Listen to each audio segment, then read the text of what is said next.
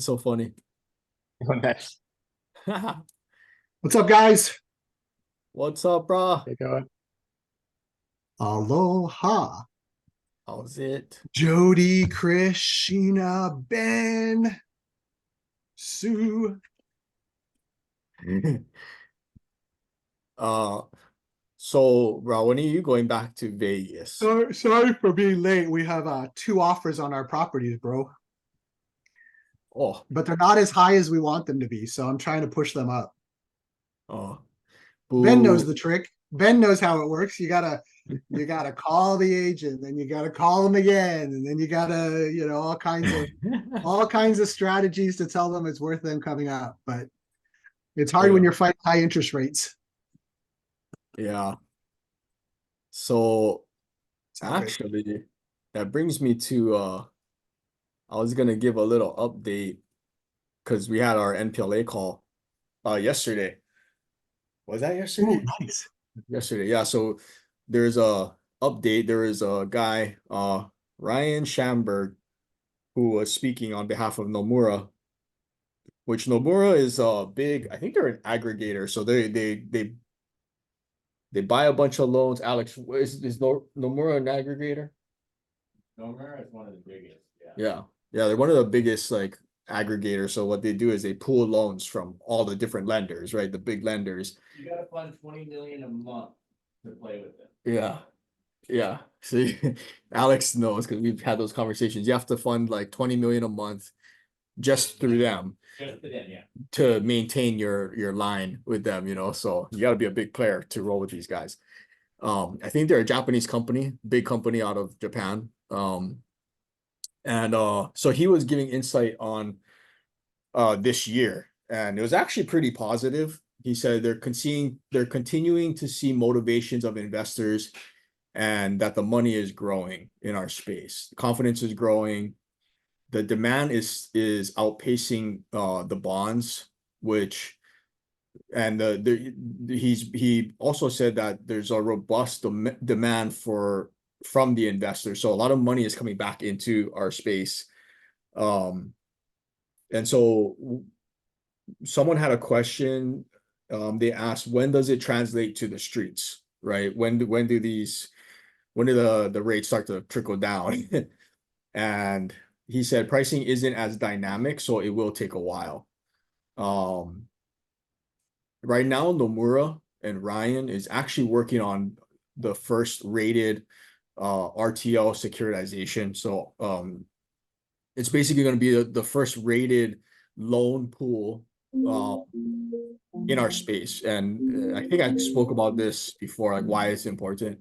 The reason why that's important is because when our space, our loans that we do, the bridge loans, you know, the DSCR loans, the ground up construction loans, when once we have a rating agency um rate them, then other funds and companies, even like life insurance companies, they can start investing now into our loans.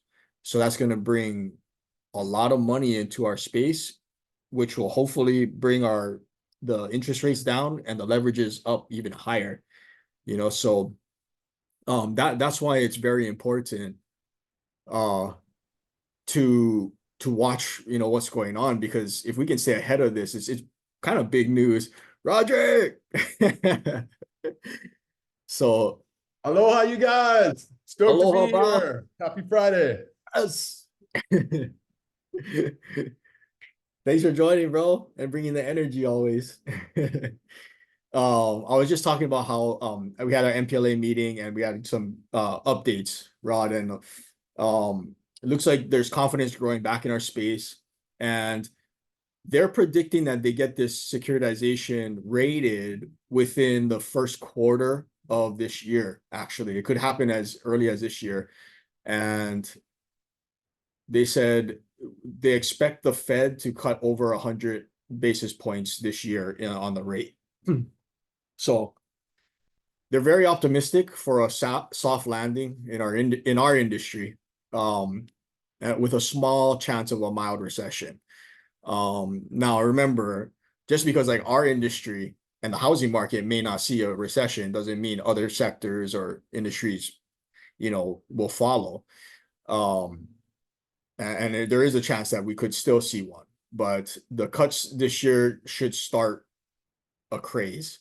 And so the feel around the call when he was speaking was more along the lines of like, hey, start getting ready, because not only are we going to have our first rated securitization, bringing hopefully more money into our space, but the market is coming back. Investors are coming back. They're willing to move their money out of like, places wherever they put it for now, move it back into our loans. And so hopefully hopefully that gets done this year. It's not going to be from one of the big, the big three rating agencies, not yet, but it's still, there's a lot of money that's sitting on the sidelines just waiting. They can't place it into our loans that we originate and that you guys take, because it's not rated.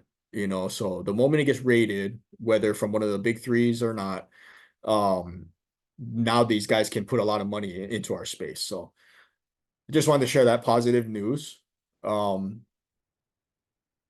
And that was it. So Corey, just for the average person, why does money have to be rated to be lent out? Right. So that's a good question. So this is something that's kind of tricky for some people to grasp, but really it's pretty simple. It's one person's debt is another person's asset, right? So when a lender cuts you a loan, that's debt to you, but that's an asset to the lender, right? So because there's a return that's being paid, hopefully monthly, right? There's a return on that investment. So when these so like let's say we do a loan, right? And it's $1 million loan, and we end up selling that note to a lender who's going to buy it, and then perhaps that lender buys it and puts it into a pool, right? Like a bunch of loans to do a securitization. They'll take that and then they'll go to the market. Right now, there's only private, where our loans are not rated by some of the top three, so we can't get the public money, right? But private investors is what has been coming into our space. And when I say private investors, that's like other funds, right? Big funds that manage people's certain, like maybe family offices, and so these notes get bought and sold, right? And once it's rated, then more investors can play, because when you go through a rating, there's a lot of boxes that you have to check that they scrutinize. And if you pass, and if you get a good rating, I guess, then now you're on the board to take in investments from other funds that require that in their guidelines. So with as much money that has come into our space over the last decade or so, we still are not even scratching the surface of what's out there, which is, amazing. And we can't even, our loans can't be sold, to the public, really. It's really in the private markets. But even with that, our rates have gone down so much so where it's very close to the non-QM and conventional space. So I think as we move forward, our loans are going to be, if they get rated, we're going to compete a lot with conventional and non-QM lenders and banks, because and especially if we get one rated and it does well. It's not just about getting it rated, by the way. Like, those loans have to perform well, especially the first tranche, and that's what the NPLA is here for, right? The NPLA is kind of watching over all of this to make sure, like, hey, if we only got one shot, let's make sure we have the best pool of loans. We have the best team that's spearheading it to be a good representation for our entire industry. Because it can go either way, right? It could totally blow up and those investors lose money, and then they don't ever want to play in our space again, right? And so hopefully it doesn't go that route. But the reason why it is important and it's big news for our loans to get rated is now people are starting to take us seriously. You know, they're trying to look at our loans at even at the high interest rates that we have, right? They look at that and it's very attractive to them now, right? And so I think there's a lot of investors that are going to be willing to take the risk. When I'm thinking there's not much risk here, you know. But to them it's outside of their normal scope. So I think we just need a few big investors to take our space seriously, and then man, I don't know what it's gonna look like, but it's gonna look good for us, that's for sure. So I'll keep you guys updated. Super interesting. It's an interesting time to be in real estate, that's for sure. What do you guys think about the Fed cutting rates? Like, is it too early?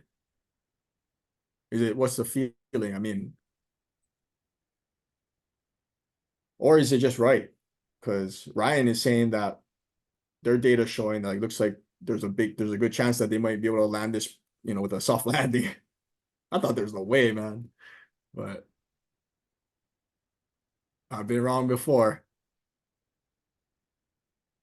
Anybody? What do you think, bro? Kick off.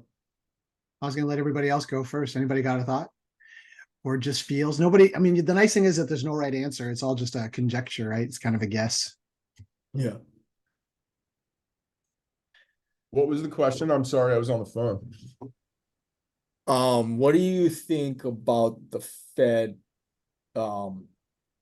expected to cut over 100 basis points, over a point this year? You think it's necessary? Is it early? That's awesome if they do it. Yeah. Heck yeah. Yeah, I'm trying to qualify for this CMG all-in-one HELOC where they loan 80% of this house. I had the appraiser come here 2 days ago. And he goes, if I appraise it as a duplex, it's not going to hit that high. If you put a door in between the 2 units, now I can appraise it as a one house and you'll get your number. I was like, so I'm painting a door right now. I'm about to cut a hole in the wall. Do what you gotta do, right? Yeah. That's so strange. You would think That it'd be is worth strange. more as 2 units. We were even going to CPR it and split them. But then we decided to hold it. And I was like, I don't want 2 insurance policies. I don't want 2 tax bills. We're just going to hold it as is. Interesting. Probably because there's just no comps in your area for duplexes, but there's comps in your area for large single family homes, right? He Yeah. said that exactly. Yeah, that's got to be it, because otherwise it doesn't make sense. Like income wise, you can probably rent the 2 separately for more income than if you rent the whole house by itself. But you're a 2 unit, which means that he wouldn't do a cap rate analysis. So yeah, no, it totally makes sense. It's weird, but yeah, it's how it goes. Yeah. So if we get the loan, it's an adjustable one anyway, so it'll follow. So I'm looking forward to lower payments eventually. Yeah. Matt, what is the terms on that? Is it like you said interest only? It's an interest only first position HELOC. I think it's HELOC. prime rate plus 1%. Okay. And so the way people do it is they take like all their checking account money and they just throw it into the house so that your average daily balance is lower and you Yeah. kind of use it as like a checking account, I guess. I don't know. I'll Mhm. let you know how it goes. Are you using a company? Because I know, like, wasn't that like Sweep Strategies was had something like that. 101 Financial teaches that. I believe so. But you just did you learn that from someone else? Tardis turned us on to the product and we went straight to CMG. And I haven't found anybody that could match it. I even talked to Chris Allen. I see you're on the phone call here. Chris, hi. And Yep. but What's nobody up, brother? seems to have that. Yeah. I have heard about that product though out there. But man, that's awesome. Probably hopefully it works out. And Yeah, we'll see how it that's goes. a nice property you have out there, by the way. So We're ready for the next deal. let's go. Let's go. Oh, we got Blaze on. What's up, Blaze? I haven't seen him forever. What's up, Blaze? What's up, guys? What's up? Aloha. Happy New Year. Happy 2024, brother. Happy 2024 to you guys. Oh yeah, Rod. So yeah, you don't actually have to make the door, right? You just gotta make a hole, right? He said, send me a photo of the door installed. And so the kids are stoked because I'm doing it up in the loft. Oh, And so Oh, we okay, rented okay. out next door to the a nice family that has 3 kids. So there's literally going to be a door between their 2 kid bedrooms. So it'll be cute. Nice, nice. that's I awesome. was gonna say sometimes appraisers, I know they say door, but all they mean is like a hole. Like you just gotta make Yeah. a hallway opening, and it's easier to close up than framing out a door. I figured I just put a door in. Yeah, I put a latch on Yeah, either I mean, side. if the Like a door works hotel. though, that makes Yeah. sense. That's got to be so weird to go to your tenants and be like, yeah, I know you got your own space, but I'd like to put a door in to connect our 2 spaces. Oh, that's funny. Yeah, that is See kind of some weird odd. stuff, yeah, in this business. We see some weird things, man. Mm, But That's interesting. still No, struggling I with saw on CNN the other day that CNN was saying that inflation's kind of higher than they had actually anticipated. And so as a result, that's supposed to spur the feds to actually drop rates. So it seems like the arrow is pointing in a lot of factors for the feds to be dropping. So that's good news. And I have but wouldn't definitely, that bring inflation up though? If they did no, they're saying Yeah, it's they're a, trying to oh, go ahead. keep, yeah, so they're sorry, my camera isn't working on, I don't know what's going on this old iMac. I'm getting a new one today, or MacBook. But anyways, they're just worried about inflation coming back, right? And so that's why they're not really like the Feds, like Jerome Powell, he's not really indicating that, hey, he is for sure gonna cut rates, right? Because if he does that, then that's just going to be kind of crazy in the market, right? So they're keeping rates high, right? Or not, they paused, of course, the past meeting, right? And now that we have the next meeting coming up in a couple weeks, who knows? Are they going to cut? I don't think so. I think they're going to keep it. They're going to pause and then wait for the next meeting in March and then see what the economy does. So that's kind of like what the talks are in our space as far as what rates are going to do. in a normal environment, do we know a normal environment? Do we know about how long that the lead time is from when we adjust the rates to when you start to see it on the streets, like the results of it on the streets?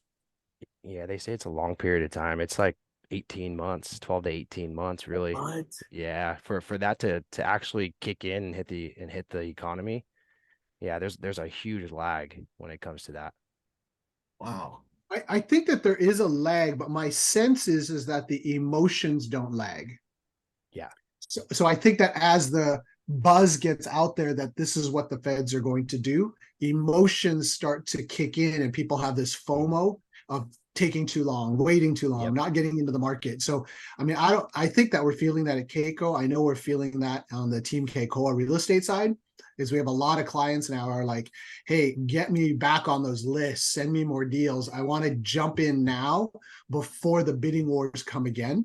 Yep. So even though the interest rates haven't actually dropped, the human emotion is this FOMO, right?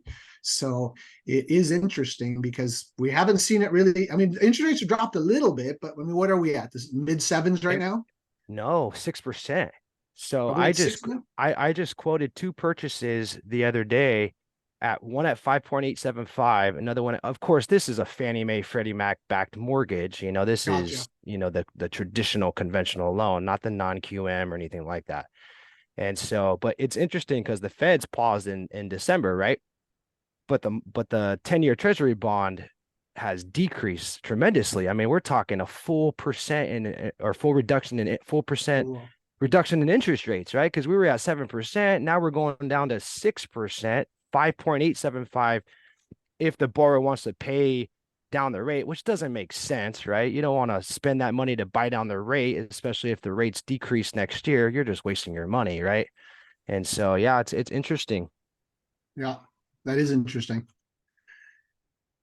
It does mean that I think that there's going to be a lot more activity, which is going to definitely drive up prices, which is going to increase competition, which then kind of I can't spurs wait. on this. Yeah. I mean, you can't wait, but at the same time, I don't know, especially like Corey, you and I've talked about buying stuff in Vegas for like the last year, and now it's like, wait, that window Yeah. is now closing. Oh, literally, I can't wait because I can't wait to refi. Like, I need a refi. Like, as soon as this thing's got, like, maybe like Yeah. another 100 basis points, and I'm gonna refi my house, man. Chris, I'm gonna come see you. Oh, 5% already. Wow, 5 point something. Okay, that's for a conventional mortgage backed by Fannie, though, right? So, Yeah, that's the traditional conventional mortgage where, Fannie and Freddie, if your W-2 employee, you just utilize your W-2s for 2 years, pay stubs for 30 days. But if you're self-employed, they utilize your most recent 2 years tax returns, unless the business has been active for 5 years, at least 5 years. You can go Freddie Mac, and they just only utilize your most recent year's tax returns. yep, that's perfect. Well, I think when we start to see the rates go down, like those of us who are sitting on properties that maybe have, bought in 2022 or 2021, first rates go down, kind of survey the landscape, see what happens. Value should go up, especially here in Hawaii. And when they do, I think then I know I'm going to start looking at refinancing, a lot of our properties if we're not going to sell them, and my own as well. So, and not only that, Chris is our partner and with Pac Bay, and so we're preparing, and we've been preparing to handle like the next refi boom, because that's coming. That's gonna happen for sure. How do you get around those huge principal increases for these refis? Like, I was looking at it for this house, dude, it's gonna be like 40 grand. That takes such a big chunk of the little bit of equity that we have in the property. You know what I mean? That's why I was trying to avoid another, like, closing with a conventional now and then a refi in 2 years. What do you mean? Like the closing cost? Correct. Yeah, it just all depends on the company you work with, right? There's in closing cost in every real estate transaction, they break it down in three categories, right? First category, you got the lender fees, which consist of origination, processing fee, underwriting fee, discount point or discount charge if they, I understand. include that. And then the second category is going to be your title and escrow fees, which those are third-party fees. Every real estate transaction requires title and escrow. And then the third category, of course, is going to be a new escrow account if the borrower decides to escrow their mortgage payment, which means includes taxes and insurance, which on a higher loan amount, I never have any of my clients escrow their mortgage payment, right? That just doesn't make sense because you're holding a new escrow account, which is going to create more closing costs because you have to structure a new escrow account, which is that savings account, that starter account, right? So like on $1 million mortgage or even 700, or I always say million, you don't want to hold an escrow account. That's like an additional $5,000 to $10,000 that is included into the closing cost. Now that's not the lender. That's your money saved in a savings account to pay your property taxes and homeowners insurance, right? So you always want to just waive your escrows and pay it separately. So that way, that your mortgage payment is fixed for either 30 years, 25 years, 20, 15, etc., right? It just consists of principal and interest. So that it doesn't increase, it doesn't decrease because of the taxes and insurance. You know what I mean? So you can get around that and you can structure the loan where it's like, hey, I just want to pay title and escrow fees. You can do that. I mean, title and escrow fees, depending on the loan amount, can be $5,000, can be 2,500, could be $7,000. Just depends, right, on the loan amount. So it just really depends how you strategize and create that mortgage strategy. Chris, maybe if you can give some insight on, are you starting to see more action, I guess, since the rates have been kind of going down and staying down? Yeah, as far as our office, the volume has picked up. I'm not, sure around other mortgage companies. I know some are still having super low volume, net zero essentially. Yeah, but it has ever since rates have decreased since December, it has gotten people off the sidelines and like, hey, they're not 7% anymore. They're now, 6%, 6.25, maybe 6.5 if you want to get lender credit, you know what I mean, to cover all your closing costs. So yeah. And there's just strategies that like a lot of loan officers just don't really structure multiple strategies, showing people different options like, hey, if you want the lowest interest rate, there's a cost for that. Or if you want the par interest rate, you pay 0 points. Or if you want a little bit higher interest rate, you can cover all your closing costs, right? And so you put that down into a total cost analysis, break it down maybe for like the first 12 months or 24 months and see which option is going to be beneficial short term and long term, because you're going to refinance in 12 to 24 months, right? So that's just there's just so many things you can do, especially with our company, Corey. Like we have full flexibility of pricing. We're not your average mortgage branch or mortgage company, right? We can do a lot of things that a lot of companies can't as far as pricing goes. Yep. Well, thank you, Chris. It's always great to have insight on that side. Hey, Chris, can you explain that real quick? So why, for those of us who are ordinary mortgage getting people, how is it that one brokerage can get you a little bit better deal than others? Because technically, aren't we all getting loans from the same pot down the road, which is the Fannie Mae backed loans, etc.? Well, there's a direct mortgage lender and a mortgage broker. So direct mortgage lender is basically a company using their own funds. They're not borrowing the money from any other financial institution, which obviously comes at a cost, right? So they're going to bake that into the rate sheet or the closing cost, right? And so direct mortgage lenders will always carry the lowest interest rate. Now, granted, depending on that specific direct lender, sometimes the owner is going to price in a little bit more of their cut into their daily rate sheet, right? But so direct mortgage lenders are always going to carry lower interest rates. And then mortgage brokers are going to, they're not using their own funds. So they're shopping around with other financial institutions, basically borrowing their money to lend out, right? And so it's going to come at a price. They might have the same interest rates, but if you look in the closing costs, it might be a little bit higher. So it just really depends. And so that's just the difference. And then also mortgage brokers, especially banks, right? Like banks, they don't use their own money to lend essentially. They're using the depositor's money, right? So they're not going to lend that money out, like it's candy or anything, right? There's always going to be additional guidelines, which in our space we call the credit overlays, that are on top of Fannie and Freddie's guidelines. It's just to protect the bank, right? To not lend their money out at a risk. And so, yeah, it just depends. It really just depends on what company borrowers choose to work with. But I always tell, clients, always go directly to the source. Go directly to a direct mortgage lender. You're always going to get better pricing and just better overall terms. Love it. And especially in like the conventional space, because like this was a problem, not a problem, but like something that we have to think about as we're discussing our strategy of attack with Pac Bay, right? It's like, how do you attack an industry that's very mature? There's already established players that have a lot of resources. Like, how do you kind of wiggle your way through, right? To me, you have to look at the landscape. And the landscape tells me that everybody's selling the same thing, right? Like you're selling the same product because everyone's selling their notes, their mortgages to the Fannies, the Freddies. So all the boxes and terms are pretty much the same. And of course, it varies based on the borrower or the client. So how do you take market share? How do you compete, right?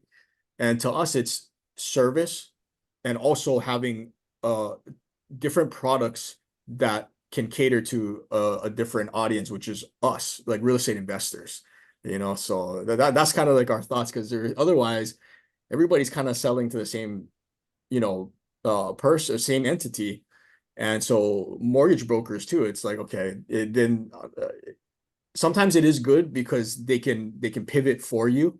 You know, and they have the knowledge of the different direct lenders and how they operate and how they behave. But I think overall, yeah, everybody's saying it's kind of selling the same product. So you want to go with the ones that fits best with you. And to us, it's the relationship. That's how I feel.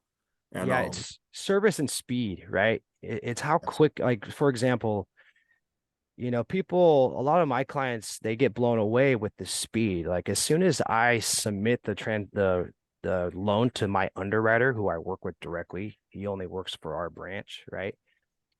I get a conditional loan approval within 24 hours. That has never changed since I started with the company back in 2016, right? Even during COVID, when a lot of mortgage companies were backed up, they couldn't fund a real estate transaction in under 30 days. They were backed up some three months, right? Because of the high volume, which makes sense. The great news about Pac Bay is that we were still quick. You know, we still had even appraisals. You know, we had underwriting, you know, approvals come in within 24 hours, and then appraisals come in very quickly because we have those relationships, right? And so just service, and I would say, you know, speed is a top selling point. yep. Well, thanks again, Chris, 100%. for always having great insight. My pleasure. Thank you. Always has good insights, that guy. We all do. We're all in this together. Yes, sir. We got Kurt on the line. What's up, Kurt? Hey, Corey and everybody, how you guys doing? Chris, that's fantastic. You know, you're right, because I'm in the title side.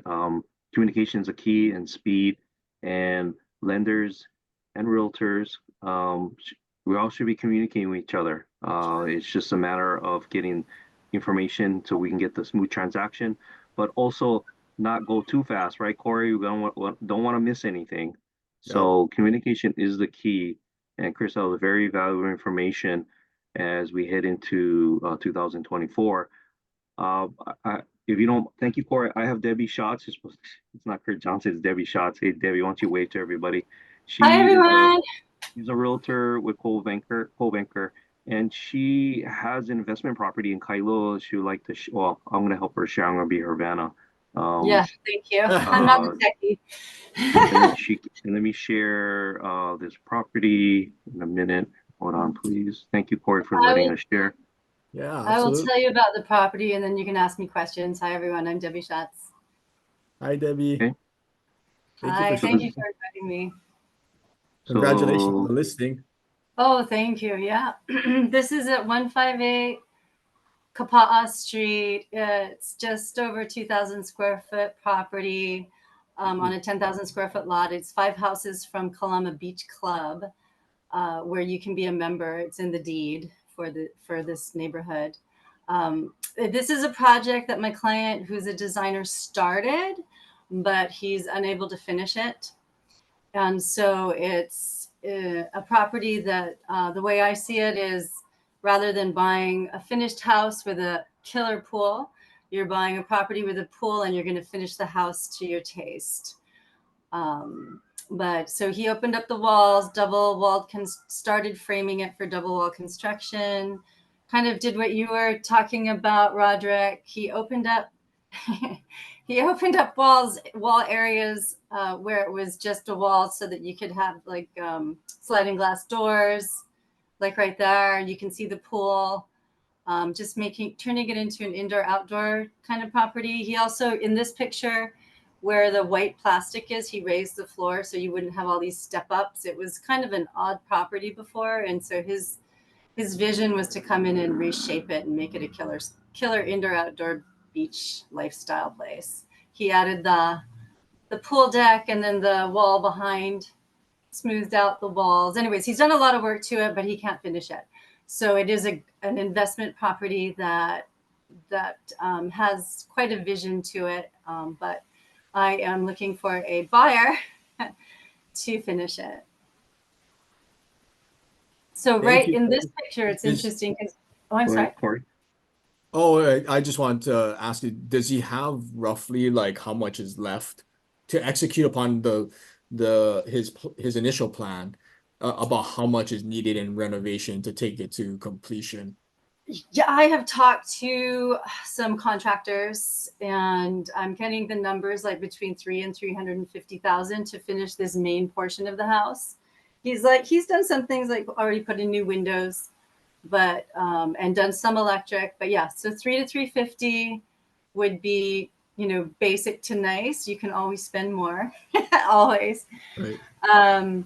He also has plans for an ADU, 650 square foot ADU, and an oversized garage. I think it's around 500 square feet. They're at DPP and supposedly in the final stages, which we all know we don't know what that means.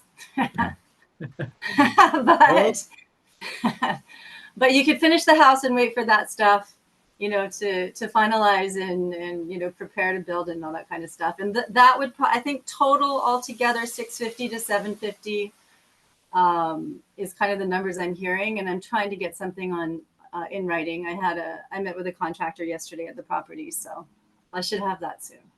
And Debbie, you Okay. mentioned he has the materials too. Yeah, there are a lot. So this is an artist. And the way artists work is a little different from all of us. But basically, he purchased a ton of collector items and materials and has them at the property and kind of is like this, what we're looking at right now. If you look above, he put in this wood ceiling. He put in all new electric with a licensed electrician, put in holes ready to put in the pendant lighting and cans. He bought some really nice materials, and those would come with the sale of the property.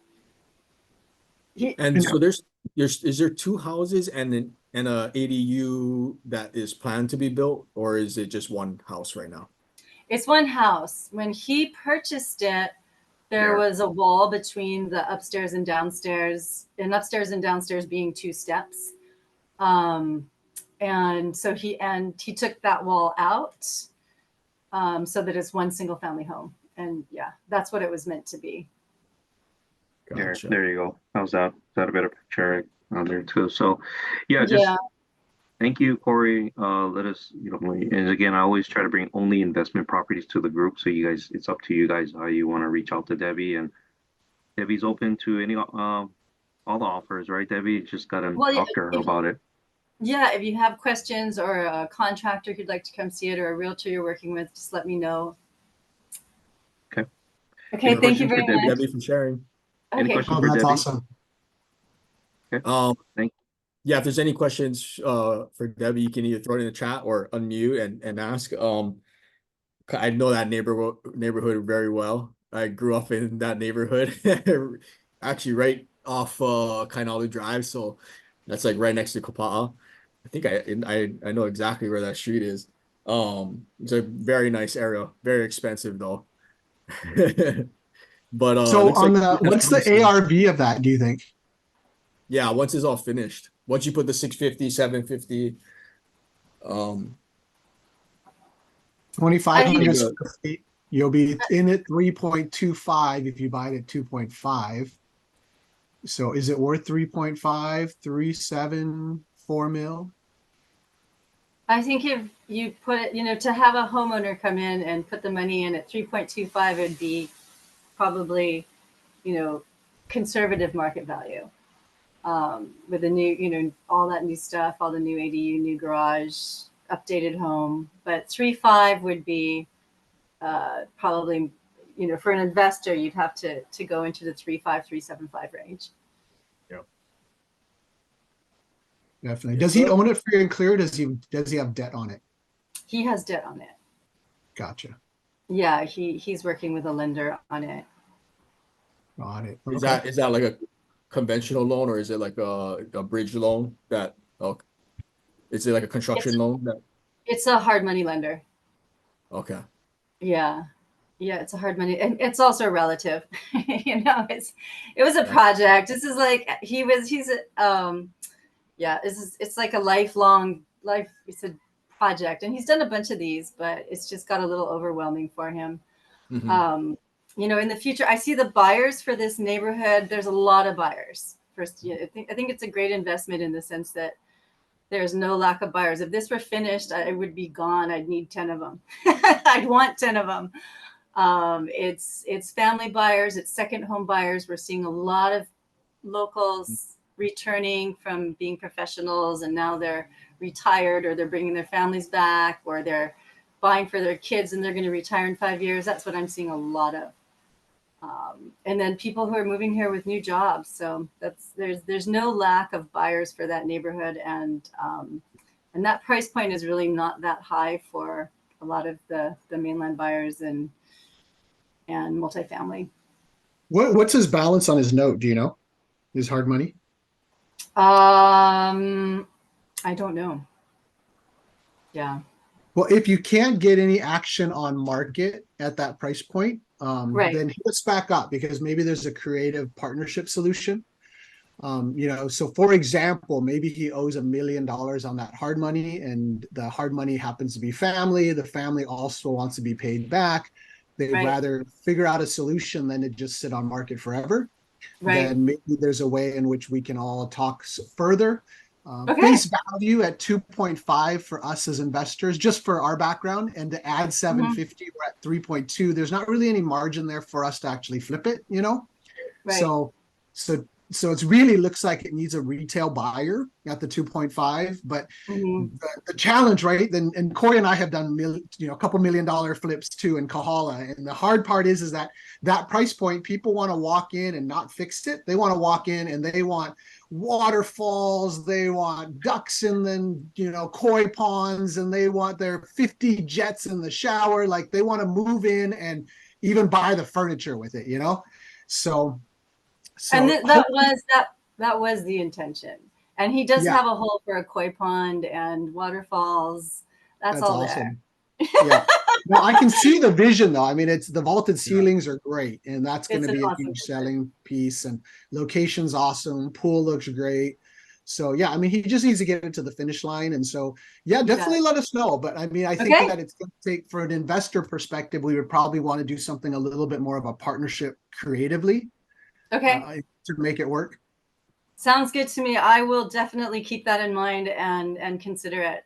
I'll get Yeah, back I mean, to hopefully you if I get a cash offer at 2.5 Yeah. would be awesome. But if you I don't, know. If then not, just I'll know let you that know. yeah, if not, just know you've got a bunch of friends here that are resourceful and creative, and Mhm. we're always willing to help. Great. Debbie, Thank you very much. Corey, I'll send Thank you, you, Debbie, I'll Debbie. send you Corey's information, and then you guys can connect Okay. that way. Okay. And then- Sounds good, Mahalo. Thank you guys. Thanks, Kurt, too, for always bringing on, friends and to share their listings. Yeah, and if it was 1.5, we'd take it. 2.5. Yeah, I bet. Yeah. I know. I think even at 2, I'd be able to sell it over and over and over again. But I'm not gonna lie though, I know that area and it's expensive. Like Yeah. two, It's yeah. Yeah. it's My coming uncle's house into just got itself appraised. too. It was very high. Yeah. Yep. So all right, guys. Well, I have a hard stop at 11, so I kind of just gave Kiko a heads up that I might have to bounce a little early. But is there anything that anybody's working on or they're seeing out there that like to bring forward? Anybody need anything? Roderick, you still got to get me your criteria for what you want in a multifamily, and I can have my team get all over it for you. Oh, that's great. You have a team hunting down deals, huh? Oh yeah, no, we have a full acquisition team, dude. Off market, on market, VAs, like we're constantly. But I mean, that's kind of the other side of the Keiko Capital side is a whole brokering side. So that side is very, very involved in multifamilies. It's what we do. We love it. Only in Vegas, or are you guys all over the place?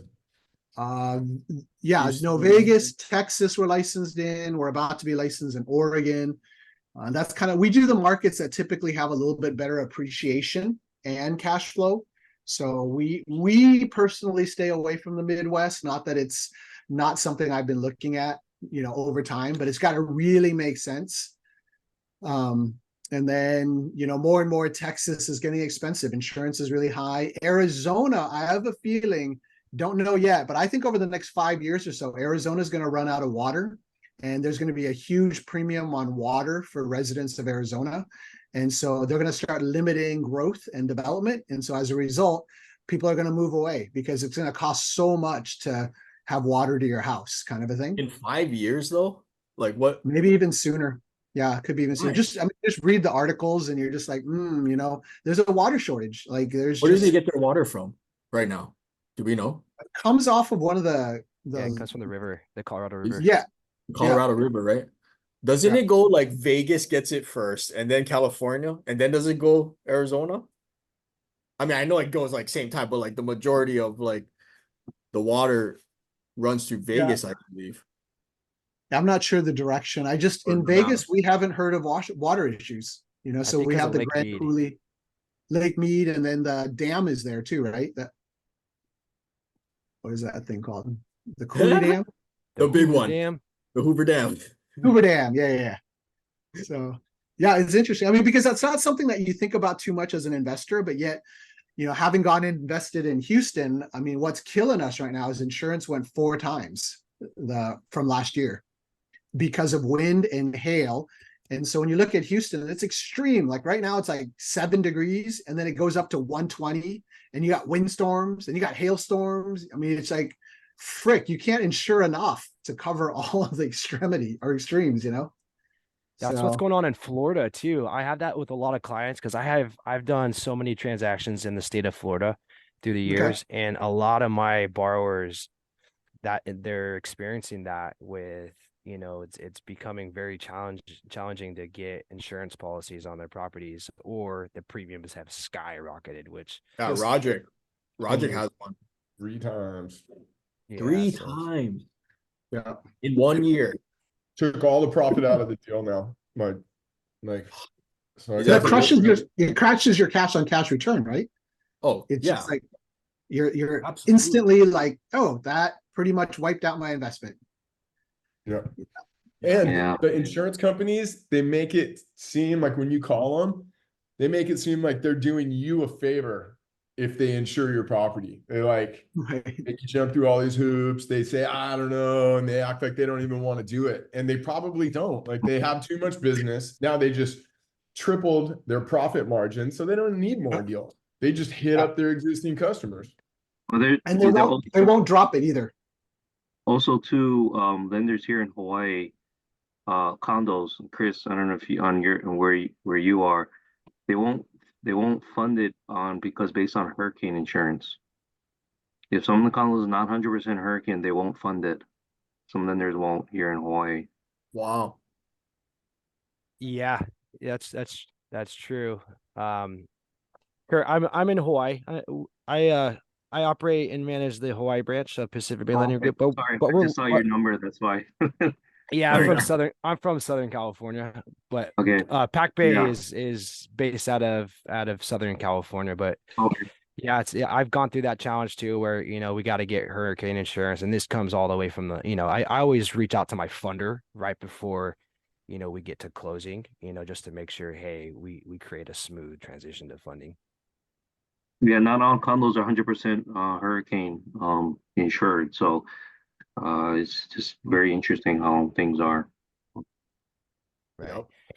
It's the master insurance policy of the HOA. That's what they look at, because the condo, it's only coverage of interior walls, right, for the borrower, and then the master HOA insurance policy is what they look at. They cover all the exterior of the property.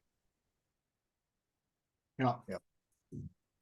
It's interesting. It's interesting times, but yeah. So Roderick, let us know how we can help. You guys have insurance, guys? Yeah, we insurance guy for Rod, man. Frick. Florida. Florida, North Carolina. I need Oh, Memphis, Tennessee. I need here. Like, yeah. We're seeing that problem kind of across the board, like, and I'm wondering how many are out there that just aren't like raising their hand, so you know what, there might be a opportunity is to set up an app or something where they quickly are able to get people insurance quotes all across the entire country. You know, we will get you the lowest quote immediately. So it'd be so sweet to just be able to go to one person for all these properties. You know, we have all these different. They don't have that yet. We don't have that yet. They You know, got it. we tried to create one with our doctor clients, and you know what's really interesting is that once people feel like you're on the list, they get lazy and they start charging more. Same with general contractors, same with subs. You know, Yeah. at first they're super competitive, they're super great service, call you right back. And then eventually you're like, dude, I'm referring you all these people, and they're telling me that you don't even call them back. And you are charging this amount. And then, you know, so then it just becomes this really challenging what do you call it, relational battle, because you felt like as friends you referred them, and then your clients are friends and they're like, yeah, we hate you because you refer to us as dimwit. You're like, dude, this is crazy. But not to belittle the idea. I think what would be, I mean, it's frustrating, but we talked about it maybe a little bit last week, is you kind of got to create your own list, you know, for each market based on Facebook, Instagram, networking, Yelp. I mean, it's come down to good old fashioned, who do people like in this city? You know, it's frustrating. It's tough. Unless we open up our own insurance company. Let's Could do be it. fun, right? Let's do it. Chris is on it. I'm I don't in. know if I'd enjoy selling insurance though. That just sounds, I don't know. No, I don't think there's enough skin in the game, essentially, right? I'm not sure. I shouldn't really say that because I don't really know that space, but I like what I do. Right? Yeah, totally. It's good stuff. Hey, Roderick. When you get some time, brother, I'd love to sit down with you and just see what CMG is offering, you know, see if see what numbers they provided to you. Because I remember we spoke a couple weeks ago, but it never got past just the conversation on the phone. But let's Yeah, sit I down, asked- brother. Let's create a mortgage strategy and see if if we can help just save you money short term, and not only short term but long term too, right? I asked for the document that you requested and never heard back from them and just got busy and blew it off. And I don't want to waste your time or my own time. So I'm You're already not wasting my halfway time. into these guys. Like, just Yeah. leave it. So that's the thing that like maybe just because of my service, right? Like I don't have like if a mortgage company is gonna disclose verbally loan options, right? Put that in writing. Send a Mhm. loan estimate the next day or within 3 days, which is required actually for the federal mortgage law, right? It's like don't keep borrowers on the sidelines, because it just opens up the ability for the mortgage company to bait and switch. Hey, we quoted you X rate, but it's been a couple of weeks or 30 days and the market has changed. Whatever excuse it is, right? I'm not saying that this mortgage company is doing that. I don't want to putting any company down, but it's just kind of just sharing what the experiences are like out there, right? But I'm open, brother. You're not wasting my time. It's so easy for me to go through documents and provide an accurate total cost analysis. Cool. Thanks, Chris. I'll ask again.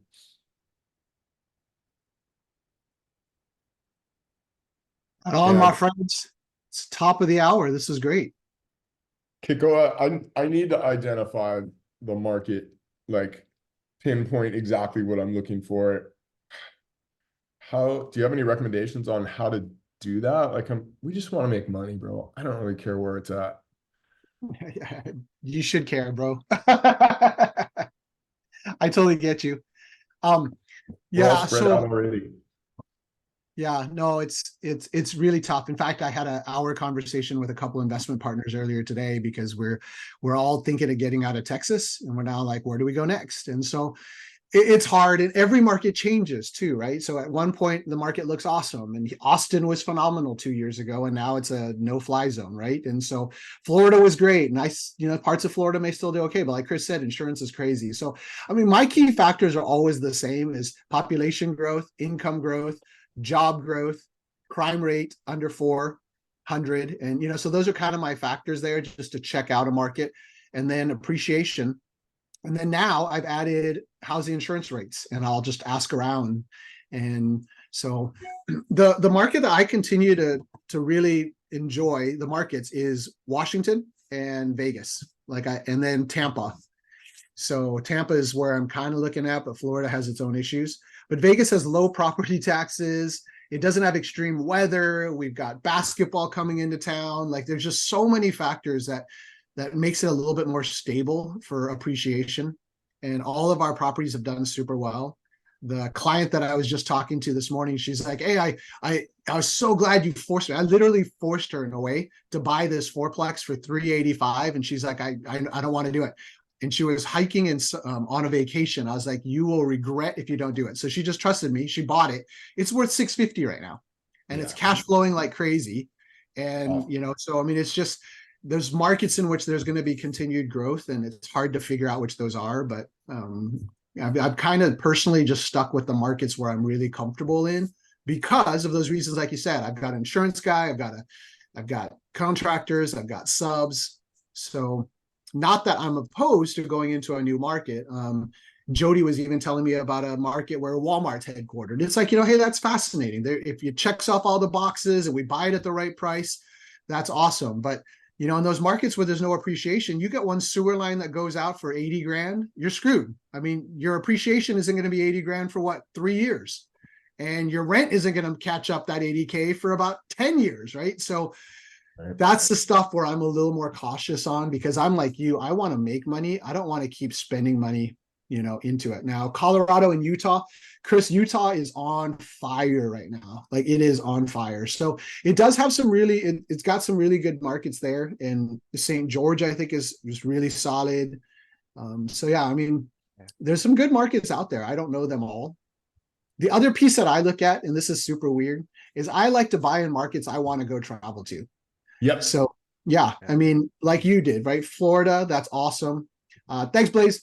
But yeah, no, I mean, Vegas is great. It's a 2-hour flight for me. You're still on Maui, but that's part of why we moved to the mainland, was because I could get anywhere real quick. So, and then I have Houston and Dallas, so I could get there in 3.5 hours. I don't mind going there. They've got good food. They've got a great football team, so all those reasons. And Utah, I've gone there a couple times, and I'm like, if I didn't have to come here, it's not like it's the top of my bucket list, Yeah. Tampa, oh yeah, I'll go anytime. Like if you had a deal in Tampa and you're like, I need you on a plane tomorrow, I'd be like, yay. You're like, hey, I got a deal in Cleveland, I need you on a plane tomorrow. I'm like, well, who can I send? Yeah. Yeah, different. What about You guys know Tennessee? anything about Idaho? Idaho is Yeah. Chris, I heard your question. I'll be back on that one in a second. Idaho was like skyrocketed. So I've got a couple buddies in Boise and Coeur d'Alene, and it just flew up and then it just flew down. So Really? they're now on a down. So they're really in a valley. It's like it hit so high just after COVID. So now they're leveled off. So it's probably a good time to take a look at it again and see what you think. Yep. Chris says all he my does a lot family's in of Coeur business d'Alene, in- so it would give me a way to write off those trips. Yeah, Coeur d'Alene, and it's a great place to go, dude. Coeur d'Alene, I love it. Lake Coeur d'Alene, skiing, Yep. water skiing, boating. Oh, it's awesome. So yeah, no, that's a good market. A lot of people like there too. Chris, you said Tennessee. I've heard some people have some pretty good luck in Tennessee. A friend of mine, she does RV parks in Tennessee and is crushing it. But Yeah. honestly, I've been to Nashville and I'm like, yeah, I don't know. I've never been. So I would love to go. It's funny because I've helped clients around the country, primarily 10 states, every single month or every other month, Colorado, Utah, Idaho, Yeah. Florida, Tennessee, Georgia, I've done a lot of business in. But I've never visited those states. And so every time I speak to those clients, like, Chris, you got to come out. And I'm like, I know I got to make my way out there. And Nashville is a city I just want to go sightsee. I've just never seen, different parts of the country. Dude, just come out with me anytime. I'm always on a plane somewhere. I'm just waiting for the invite, brother. Yeah, well, there's a 250 unit 2 blocks from UNLV in Vegas off market. And I'm getting pretty excited about that one. 250 units? Yeah, maybe Roderick, you guys jump in. All the Hawaiian airline pilots can all chip in a little bit. We'll do a syndication. I mean, the details, I'll have it in the hands of 10 pilots within a couple days. Nice. Well, I'll let you know. That's one that I might jump on a plane on like tomorrow. And I'm working it out with the seller right now. So we'll see. But you know, when you're doing 251 units, we're talking 25 million. So I'd like to raise 5 just to have extra for rehab. But 5 million is not, it's not a big deal if you got the right deal. But Dante, did you have something, or do you just have your hands up for a high five?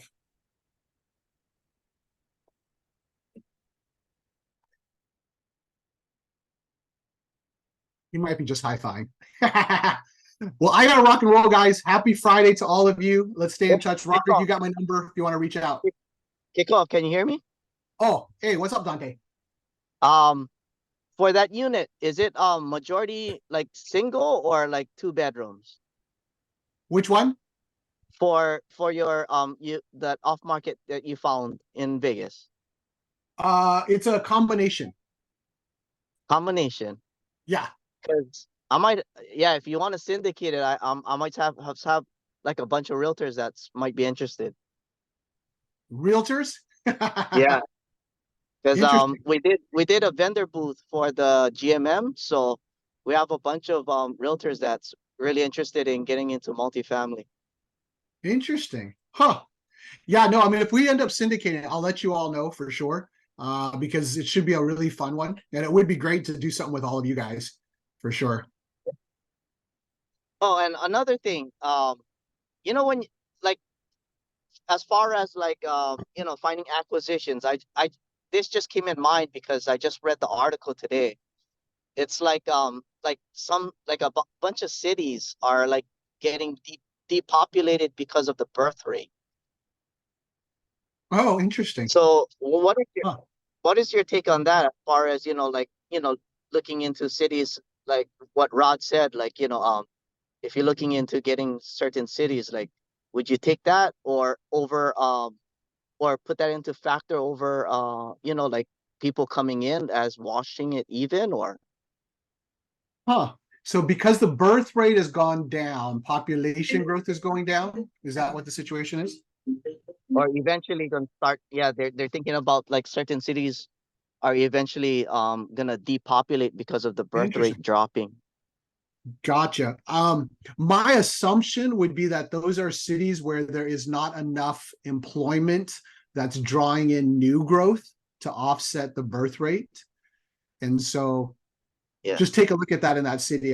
That's my guess is, I mean, that seems weird because even if the birth rate drops, but you've got, you know, like an Amazon building up there and another tech company, then you're going to be pulling in jobs. When you pull in jobs, then you're going to pull in more people that are going to have babies. And to me, that's a healthier market. So I would definitely be concerned about those markets where the population is definitely declining as a result of birth rate, because it means that there's no other factors increasing the rate, right, of the population. Yeah. Yeah. Like I Which don't know, city is that, by the way? like some of them they mentioned was like Cleveland, Ohio, and then another one in Kentucky, and then they said some parts of the Midwest. Yep. So you just keep confirming my avoidance of the Midwest. Yeah, I haven't. Everybody keeps trying to convince me. I mean, a lot of people try to convince me of it, but there's just so many factors, just like exactly what you said. It's like, you know, people want to move away from a city. It's like, why would I want to move in to that city and buy properties?